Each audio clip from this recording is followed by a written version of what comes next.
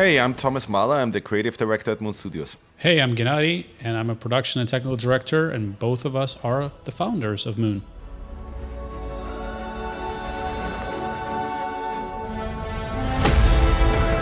We are working on a new project which is called No Rest for the Wicked. It's basically just my dream project, right? It's the action RPG that I always wanted to play and wanted to play for 20 years now. We're trying to create one of the best combat systems on the market. We also want to completely change how exploration is done, right? That you're not just walking around on a randomly generated flat plane.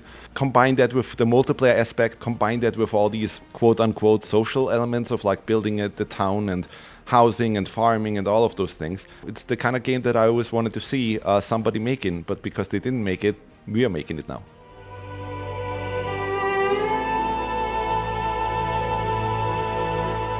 The big thing for us to tell people is that the more you would look into No Rest for the Wicked, the more you would understand that what we're trying to do is kind of create our own mix. So we will look at any particular genre and we would take the elements from this genre that we are excited about. We put it all together into one game and then we iterate on it. So we might take, combat inspirations from the Soul series, Monster Hunter, animation commit-driven combat, but also fighting games, things that have combos, things that have special moves, and we try to make it and tune it in our own way. Then we look at things like exploration, interconnected, multifaceted, dense level design that encourages retraversal and discovering the world. So it's really not one game in particular we're trying to necessarily follow.